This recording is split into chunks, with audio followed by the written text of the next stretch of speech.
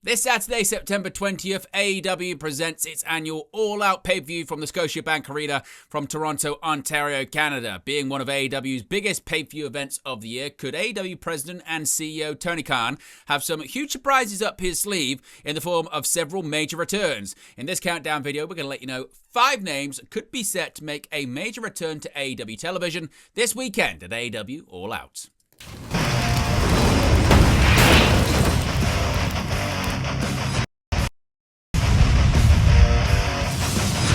Hey guys, welcome back to Wrestling News 365. Hope everyone is doing very well. As always, there are plenty of stories to get into in the world of professional wrestling. And as I mentioned in the intro for this video, this Saturday, September 20th, it is AEW All Out from the Scotiabank Arena in Toronto, Ontario, Canada. It is a major event for All Elite Wrestling, and it's the continuation of several big events over the course of the last several months in the form of AEW All in Texas, the Forbidden Door show that took place in London, of course, a co-promoted pay-per-view with New Japan Pro Wrestling, but now AEW returns to Canada for a major event that's a stacked card featuring title matches, grudge matches, reunions, and much more. And given that All Out is usually one of AEW's biggest events of the year, could we see some major returns and surprises in the form of several high-profile AEW stars coming back to AEW television? Let's get into some major returns that could take place this weekend in Toronto, beginning with one that we definitely know is going to happen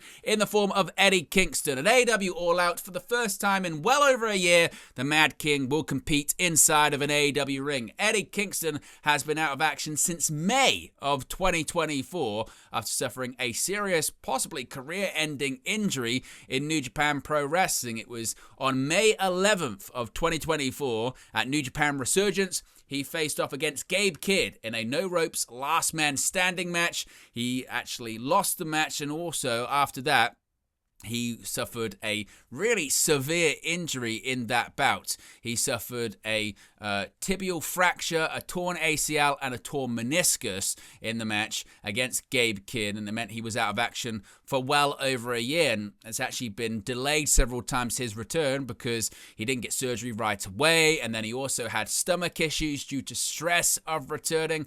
But over the last several months, we've seen more and more teases about Eddie Kingston's return to in-ring competition, specifically a return to AEW. Then a couple of weeks ago, Big Bill called out Eddie Kingston on an episode of AEW Collision, saying that he was calling him out and he wanted to fight a fellow tough New Yorker in the form of Kingston. Kingston responded and said the contract had been signed and he was ready, name a time and a place, and the time and place is All Out. So Eddie Kingston will be returning to in-ring competition. It will be his first match, as I mentioned, since May of 2024. This is no surprise return or anything like that.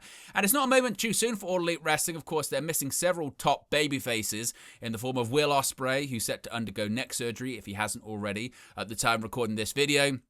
Swerve Strickland also out of action with a knee injury. He has undergone surgery and it's kind of unknown when he's going to be returning to AEW television. So that's 2 of the top baby faces that AEW has out of action through injury. So Kingston's return comes at the right time for All Elite Wrestling. The expectation would be that Kingston defeats Big Bill, and then the question really turns to what next for the Mad King. Does he go after the Unified Championship, currently held by Kazuchika Okada? Of course, that was the Continental Championship, the title that he lost to Kazuchika Okada. Of course, Kingston, the inaugural winner of the AEW Continental Classic. Does he go and feud with the Death Riders, who, of course, Gabe Kidd is affiliated with? And, of course, he's got a long history with the leader of the Death Riders, Jon Moxley. There's many different ways that Eddie Kingston could go, but you feel like he's going to return to in-ring action against Big Bill. He's probably going to win that match, and maybe it won't actually even be the last time we see him on the program at AEW All Out. We could see a situation where maybe he gets involved in the coffin match between Darby Allin and Jon Moxley. That would make a lot of sense there.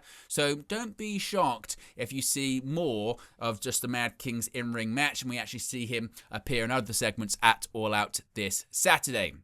Now, a reminder, this video is brought to you in collaboration with all of our great affiliates. That includes NordVPN. You can see right there, you can get up to 77% off plus 3 months extra if you are in the United States. All you have to do is scan that QR code, click the link in the video description. It will also be pinned in the comment section. You can use our link. You can get NordVPN and you can save yourself some money while supporting the channel in the process. Of course, right now, it's a bit of a confusing time when it comes to accessing different pro wrestling on different streaming services, cable services or what have you. Well, if you get NordVPN, you can streamline and you can really watch pretty much most of your pro wrestling on just a couple of different streaming platforms. If it's WWE, you can watch all of your WWE content as part of your Netflix subscription. All you have to do is get a VPN like NordVPN, change your location to over here in the UK or another international territory, and all WWE content can be viewed as part of your Netflix subscription. That's Raw, SmackDown, NXT, main roster PLEs, NXT PLEs, archive content. If you're AEW, you can actually access AEW pay-per-view events at a highly discounted rate. You can get your AEW Plus package on Triller TV, which has got the whole back catalogue of AEW Dynamite and AEW Collision, as well as select AEW pay-per-view events. You can buy AEW pay-per-views at a discounted rate as well. Seemingly that would be the way to go. It's a lot cheaper than what it could cost in the United States. So get yourself NordVPN, use our link, support the channel in the process. Your support is really much appreciated. Let's move on to another possible major return at All Out and talk about Private Party. No one really knows what's going on with Private Party at the moment, do we? Because the last we had heard is that Private Party's contracts were going to be expiring very soon. This reports about their contract and their situation came out over the summer around June. That's why I was merging words there.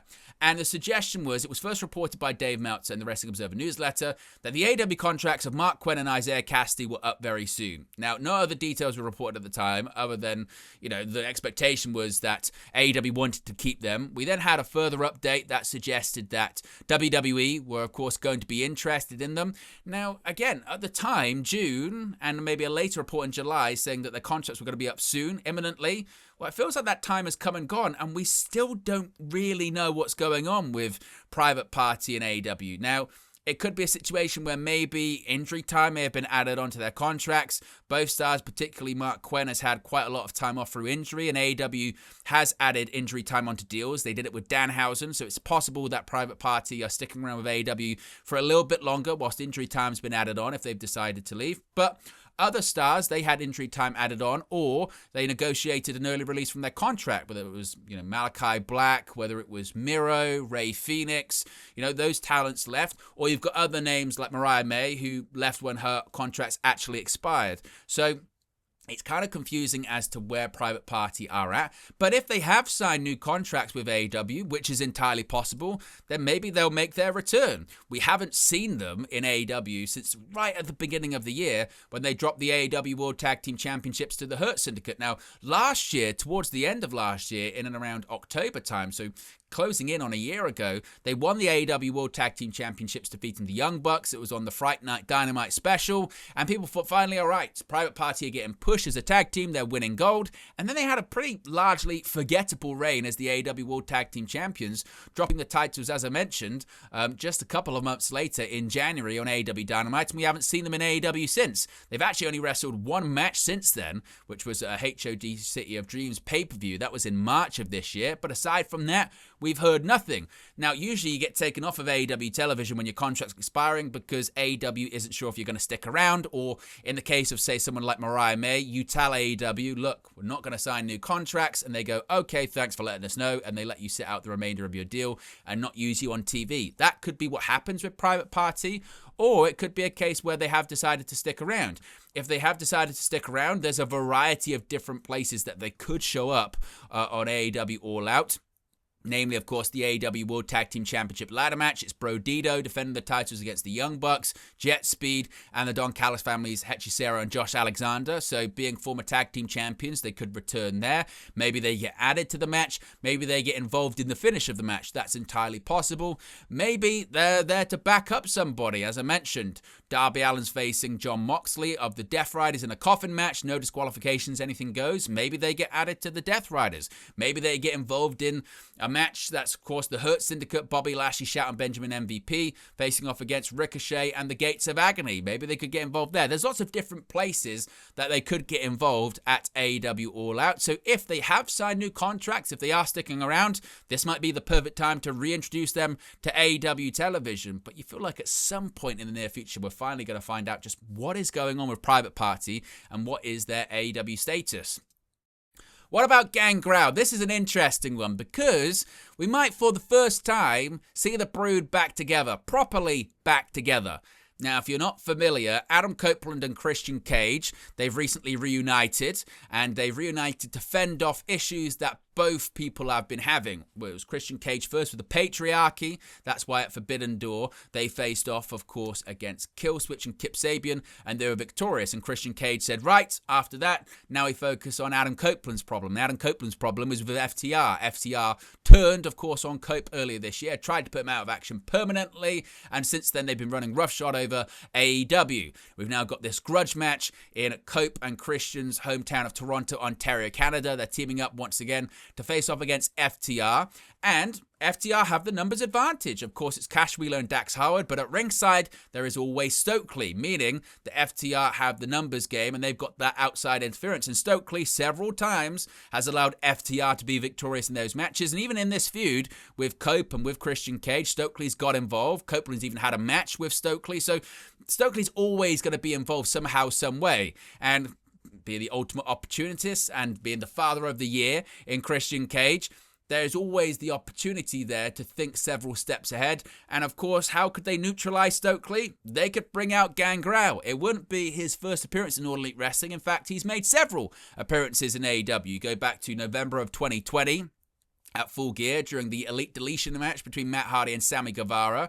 He was involved in that one. 18 months later, on the May 27th, 2022 episode of AEW Rampage, Gangrel returned to AEW to accompany the Young Bucks to the ring during a tag team match they had with John Cruz and Taylor Rust. After that as well, at Double or Nothing in May of last year, when Cope, of course, suffered that leg break injury after diving off the cage, he actually emerged from beneath the mat at Double or Nothing to assist his former Brood stablemate Adam Copeland in fighting off the House of Black during Copeland's barbed wire steel cage match with Malachi Black. So you feel like it would really be the perfect time for Gangrel to once again resurface, have the Brood back together as they were in WWF in the Attitude Era for the first time in such a long time, them three being together and facing off against FTR and Stokely, maybe even leading to a match between all six of them at some point. That could certainly be a direction that they go in.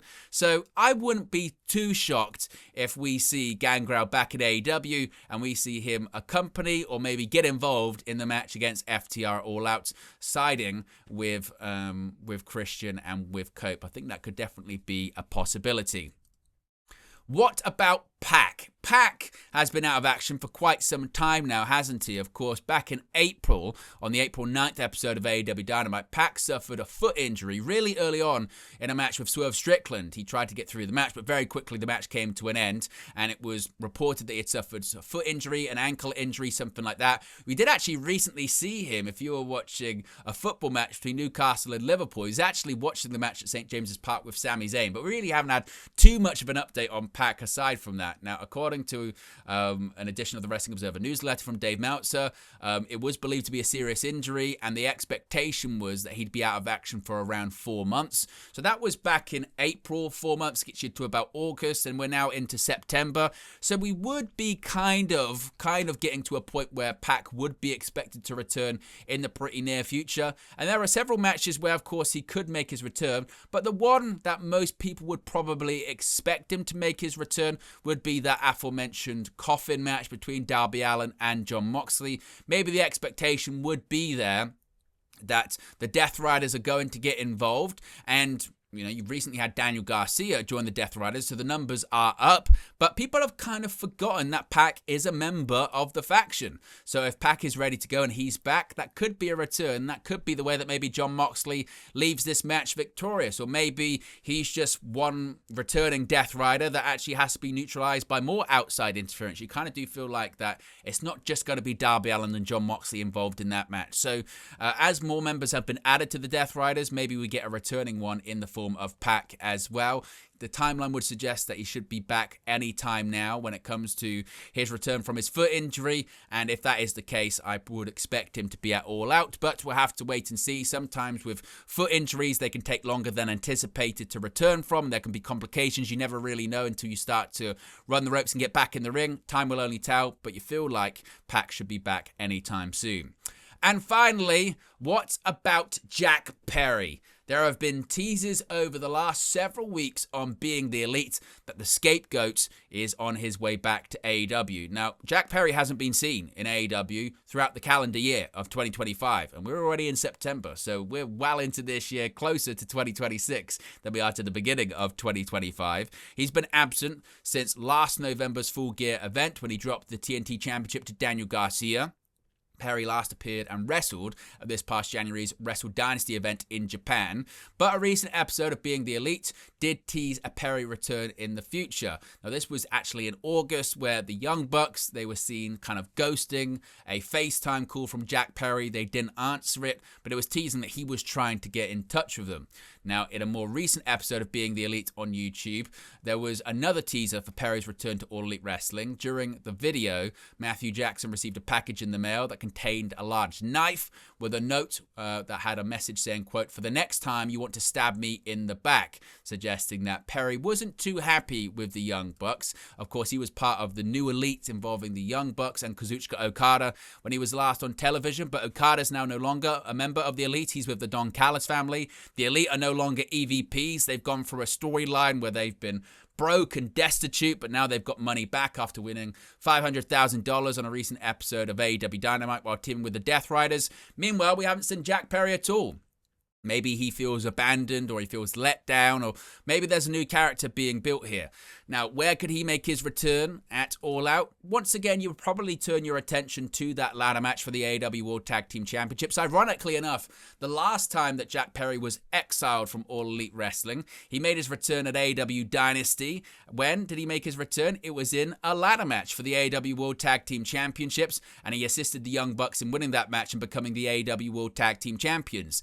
This time, it could maybe look like the Young Bucks once again are going to get some assistance from Jack Perry in winning the AEW World Tag Team Championships in a ladder match, but instead of actually assisting them, maybe this time he cost them the AEW World Tag Team titles. Now, we have seen recently Killswitch. Killswitch has seemingly abandoned the patriarchy, what's left of it, on a recent episode of AEW Dynamite. At the time of recording this video, he abandoned Kip Sabian, jumped down from the apron, and he walked out.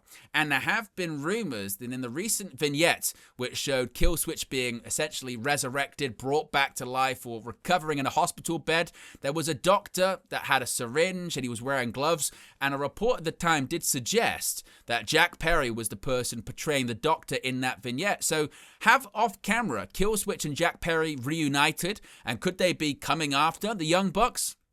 That feels entirely possible. So maybe you have a situation where the Bucks do actually win the titles. They win the ladder match, and Jurassic Express reunites and returns, and it's maybe a darker version. It's Killswitch and it's the Scapegoat, something like that. They're reuniting and they're facing off against the Young Bucks for the tag titles, or maybe they're just facing off against the Bucks and the titles don't even need to be on the line because Bro Dido are a very popular tag team right now in All Elite Wrestling. One thing's for certain, they've been heavily teasing and planting seeds for Jack Perry's return to AEW TV, and you feel like it could be as imminent as this weekend in Toronto, Ontario, Canada. So there you go, guys. There are 5 possible major returns that could take place at All Out at the Scotiabank Arena this weekend. What are your thoughts on that list? Are there some that I've missed? Are some more likely than others? Let me know your thoughts, your reactions, your hot takes in the comment section below. Be sure to smash a like on the like button. Be sure to subscribe. A reminder, we will be live for AEW All Out this Saturday. It's a 3 p.m. Eastern start time, so I will be live for a watch-along and a post-show for that. The post-show might be happening way later in the evening, but there will be 2 streams this weekend for All Out, for the watch-along for the post-show, as well as WrestlePalooza. There'll be a watch-along and a post-show for that. So it's a really busy weekend here at Wrestle News 365. So if you haven't already, be sure to subscribe, click the notification bell. You'll be notified when we go live for every single event. Appreciate everyone for tuning in, as always, and I'll speak to you again very, very soon.